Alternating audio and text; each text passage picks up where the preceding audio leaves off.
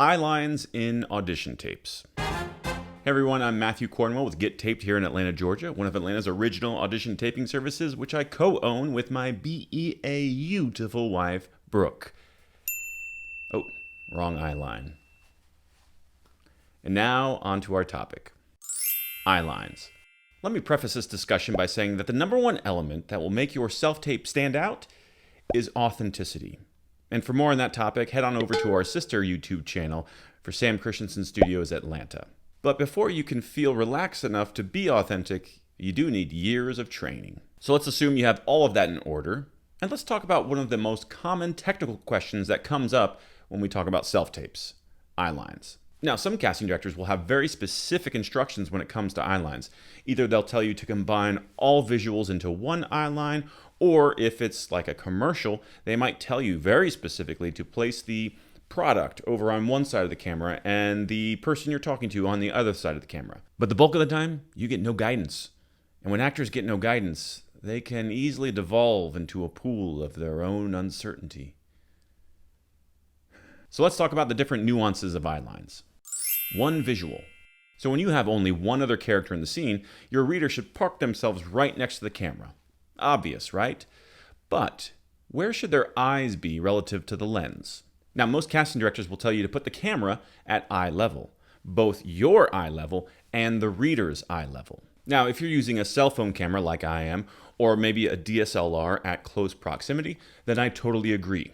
And the reason is that these lenses at such close distance to the actor exaggerate every little movement and every slight change in eye line. In fact, check out our video on how to look good on camera for more info on this. Link in the description below.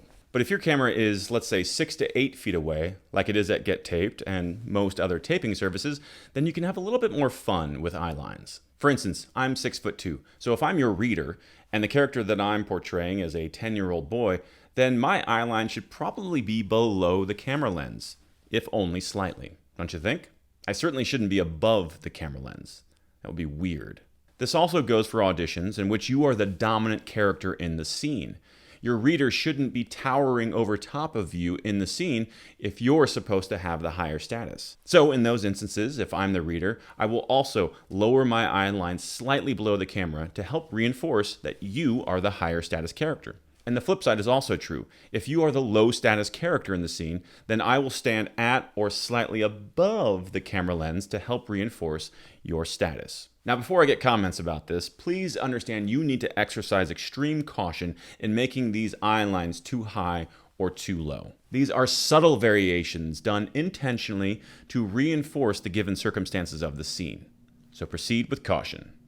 Two visuals. When you have two characters you're talking to in a scene, I'm a big fan of splitting those visuals onto either side of the camera, especially if your character feels differently about those two other characters. So if I have a positive viewpoint of one character and a negative viewpoint of another, I can place them on the same side of the camera and it will work. But if I place one of them on this side and the other on this side, it will reinforce the difference in my point of view that much more. This also can be great if you're talking to one character and referencing another character who's much further away. Like, let's say your friend Chuck over there is trying his best at karaoke, but he's not doing a good job. You could split the visuals that way.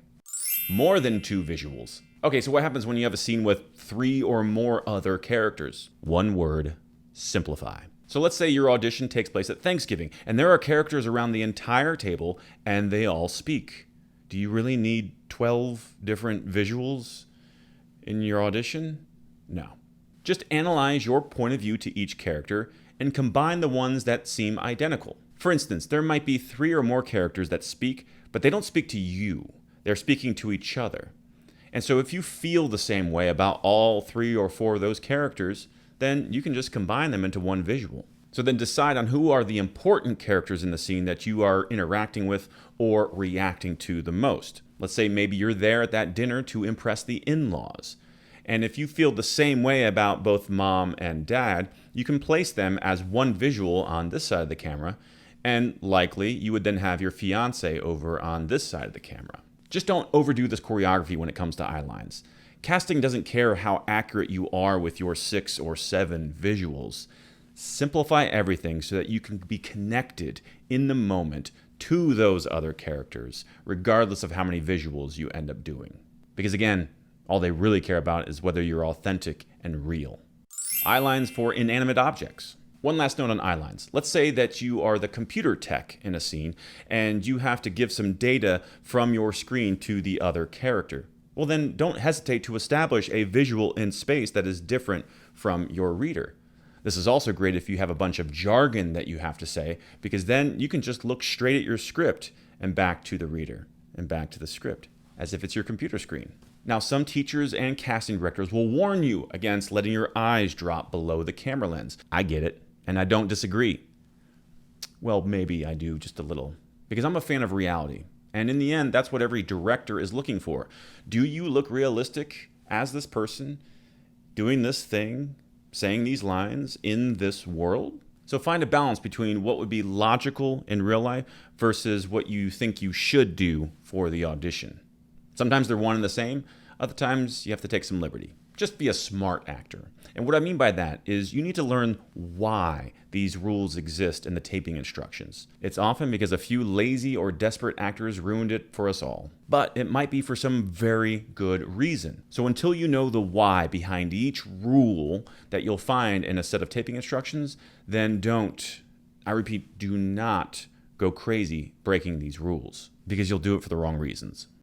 Conclusion. So what I hope you take away from this video is that when faced with a technical challenge like eye lines, you don't perceive it as a heavy burden. Getting past these obstacles does take practice, which is another reason why you need to be training. Find an on-camera class that not only deals with the craft of acting, but takes you through these different technical challenges. This is how you'll quickly learn why these taping instruction rules are in place, and how and why and when you might bend or break them. That, in turn, will empower you in your auditions.